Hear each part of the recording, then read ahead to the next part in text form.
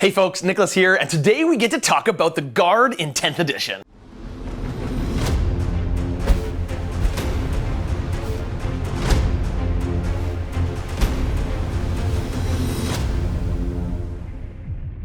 The Guard are all about a wall of infantry advancing up the field supported by heavy tanks and artillery. It's a very classic feel from like World War I, World War II-esque. Even some of their vehicles are very much looking like some of the late World War I tanks from that era. It's got this kind of a war of attrition vibe to it that is kind of fun for anybody that's a history buff.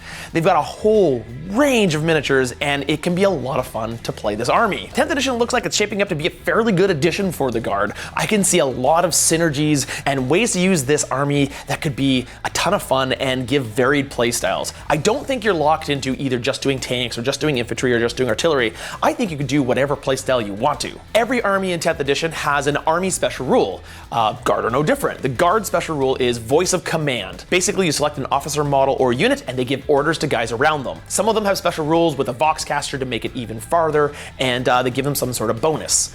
These are various bonuses like move faster, move, take aim, increase your ballistic skill by 1, fix bayonets to increase your weapon skill by 1, or even take cover to get a better cover save. I think all of them have their place. People are going to be obviously very quick to jump to take aim to get that +1 to hit, but move, an extra 3 inches to your movement is going to be huge to get on those objectives sometimes. And the duty and honor one, which increases your OC by 1, is going to make some of these Guards units really good at taking objectives away from another unit. Now, right now, for each army, there's really only one detachment you can choose from. As things go down the road, there might be several, especially when codexes start coming out, you might have a choice between several to customize your playstyle. As of right now, for the Guard, there's just one. It's called Born Soldiers. With this detachment, if a unit remains stationary, so did not move, did not fall back, did not advance, etc., it can get lethal hits, which means on a critical hit, it auto wounds.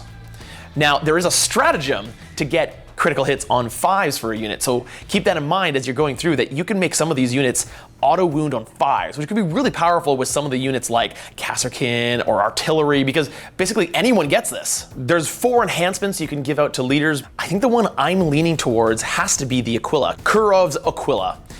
Basically what happens is an opponent uses a stratagem and then you say, I'm going to use this once per game ability, and that stratagem now costs an extra command point.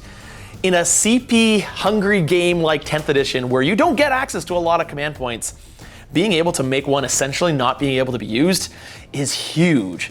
In the stratagems, I can see a use for all of the stratagems. One of the things they've done by limiting how many stratagems you have available to you is all of them have meaningful usage. They're not like these like one use cases where you maybe use them once in a blue moon. Like I can see building strategies around all of them. There's artillery specific ones, infantry specific ones, and tank specific ones, and ones that are just generic for your entire army. So basically, you either take a mixed army of a little bit of artillery, a little bit of tanks, and a little bit of infantry, or you hardcore focus on one of those. I, of course, love units of infantry backed up by heavy tanks and heavy artillery. I like that mix. I love the big giant tanks like the Rogal Dorn and the Baneblade variants. It's a lot of fun. This army will let me do that. We have a 2 CP stratagem called Reinforcements. A regiment unit dies, which is basically all the infantry. You use 2 CP and bring it right back on in your next reinforcement step, which is a lot of fun, especially if you need to hold those objectives in your home field. If you're like getting beat back, it's pretty expensive at 2 CP. So I don't know how often we'll be using it because you're not going to be getting a lot of CP each turn. So you'll have to be very careful about using that. But I can see a very clutch way of using it to make sure you hold an objective. I really like Suppressing Fire. This is a 1 CP stratagem that allows an infantry unit to target an enemy unit, and if they got any hits, that unit is now -1 to hit until your next command phase. It gives you a bit more survivability. And I'm seeing a theme across all of the Guard that allows them to really work in concert to each other. There's a lot of abilities that are take this unit, if it can see an enemy unit, this unit gets a bonus. Some of the regimental attachments, for instance, allow you to buff your artillery, and they don't even have to see their artillery or be next to their artillery. They just have to see the enemy target and they call on the Vox saying, hey, fire on this target, kill them. You see that tank over there? I don't want to see it anymore. In terms of leaders, you've got your classic leaders like the Command Squad and the Cadian Command Squad, and then you've got the new ones, the Lord Solaris and the new Ursula Creed. all of them have very flavorful, unique rules. One thing I'm seeing with characters that are essentially the same thing, like they're essentially commanders, they're officers.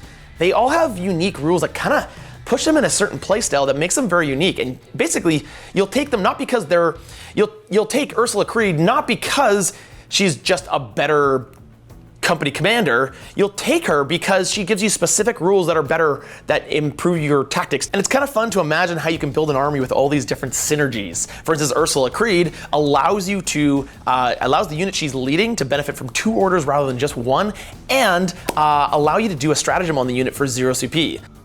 So I can see a unit of Kasrkin with their heavy weapons being incredibly useful with Creed in it. Commissars, I think, are actually going to be very useful in this game. Battle Shock, so far in my experience, has been incredibly impactful for the game. And failing a Battle Shock test at the wrong time and then losing control and objective can be huge. Commissars allow you to choose a unit within 12 that has failed a Battle Shock test, summary execution one, as an example to all the rest, blam, and then it passes Battle Shock test. So instead of having to use a command point, which are precious, you can basically just kill one guy and let everyone follow that example. I also want to draw special attention to tank commanders, which are a lot of fun. Tank commanders give obviously orders to tanks, and they're all the same orders. There's no tank orders and regimental orders and perfectus orders. It's just orders. To be honest, it's way easier. It was a little complicated before trying to remember all those different kinds of orders and the minute buffs they give you, but now it's just the one orders and all of them are good. Tank orders can benefit tanks, but tank commanders, while they don't have better ballistic skill, what they do have is some very flavorful rules. First of all, tank commanders mainly are there not to do damage. They're not a better damage dealing unit. They don't have any better ballistic skill or anything like that. Mostly what they're there is to give orders to other tanks, which makes sense. People would often be taking tank commanders just because they were slightly better at damage dealing before. Now though, tank commanders are really just all about giving tank orders. They do have an ability when they are destroyed to do the old stratagem from 9th edition, the Vengeful Salute, where they basically shoot on death. When they die, roll a d6, on a 2-up, they get to fire as if it's your shooting phase. So full ballistic skill, it's amazing. I can really see that on some key units being so impactful. A couple things that were surprising in this book were, for instance, the attachés, the attached regimental support. So we've got Aeronautical Commander, the Artillery Commander, and the Astropath. This is now a unit of 3. You actually can't take them individually anymore, and you take them together and they attach to a command squad. They can't attach to like a singular leader like Lord Solarius or anything like that, and they basically each have a special ability buffing units around them. For instance, the Aeronautical allows you to +1 to your ballistic skill for flyers, and the Artillery Commander, which is really cool, buffs all of your artillery on the field. It's no longer just one artillery. It targets an enemy unit that it can see and gives all of your artillery sustained hits 1, which is exploding 6s essentially. That's effective, and that's cool, and it's nice that it's not just like one guy. He's basically calling in artillery support on this one target. I love it. Well, one thing that I can see everyone wanted to take if you're doing any kind of tank build is an Engine Seer. So previously they kind of healed guys a little bit, and they still do that.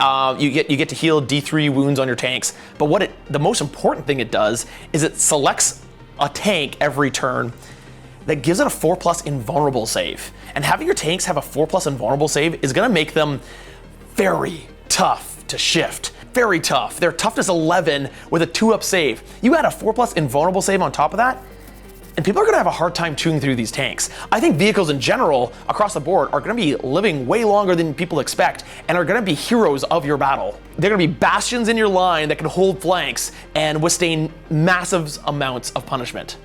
Speaking of massive amounts of punishment, the Rogal Dorn tank is your tank for that. Not only does it now T12 with a 2-up save, 18 wounds, it dishes out a ton of firepower. It also has a special rule allowing you to choose one of the attacks that comes in and make it do 0 damage. So those railguns come in, or hunter-killer missiles, or any number of anti-tank weapons that will target this, you just now down to 0 damage. I kind of want 3. It's very interesting to see what they did with the Leman Russ tanks across the board.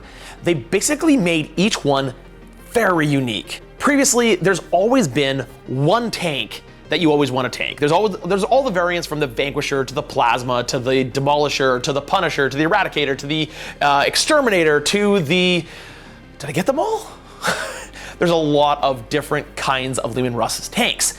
And previously, very often in many of the editions, it really was one that was good and the rest were like okay. From what they've done in the rules, it looks like a very concentrated effort to give each one a very specific use case. So you plan your army around what you're trying to do with it, and you take that tank with the weapon for the job.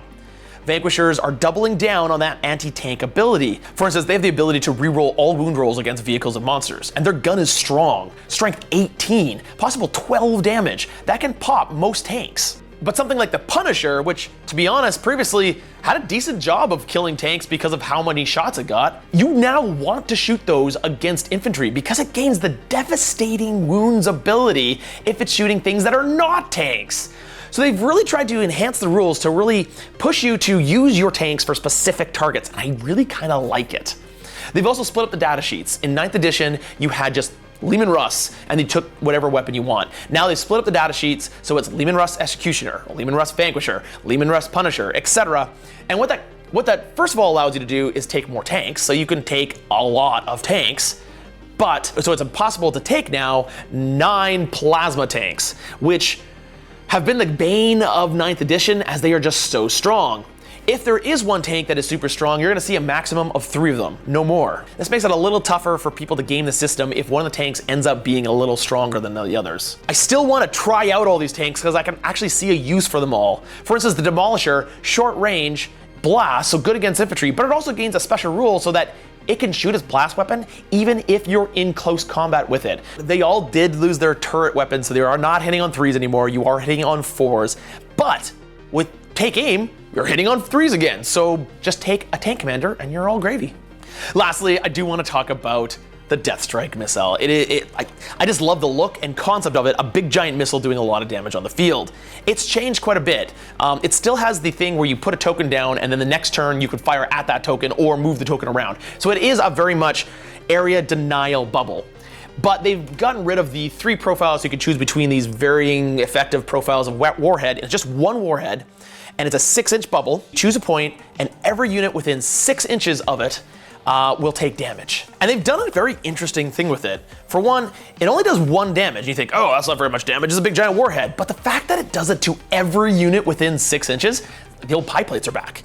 But it does it at strength 16, at -4, at 2d6 shots, which means that if you get a clump of guys, like Terminators or clump of infantry, or like how Space Marines like to do it, take all their death ball of infantry, if you get into that clump, you could put this on an objective marker and make it, if you want to come face me, you're going to take 2d6 shots that have a very, very, very high chance of doing a lot of damage. Because it hits on 2s.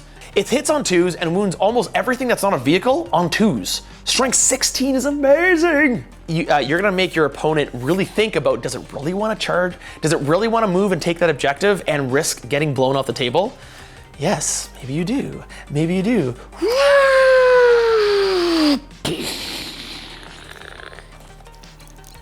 Long and short, to play the Guard correctly, you're gonna have to really look at how you're building your army. I think building your army, you're not gonna be able to slap together a list as other armies kinda can. These aren't no Space Marines here. You can't just take anything and expect it to do everything.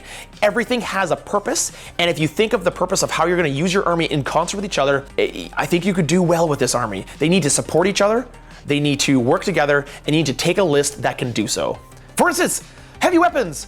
If you take them and keep them with your infantry, they can overwatch on 4s in support of your other infantry. That's huge! Heavy weapons can be really big and really strong supporting your infantry, but they gotta stay close. Like it's really all about using your units in like groupings. It's gonna take a lot of experimenting to see what kind of army I want to make with this, but I'm gonna have to sit down and really think about my strategy and how I wanna go forward and which units wanna go where. I can't wait to play some of my first games of 10th with Guard, and I can't wait to show you some of them. I hope this gives you a little bit of glimpse into what Guard might play like in 10th and some thoughts about what you might be wanting to do. I'm excited, I hope you are too, and until we see you next time, take care and play on.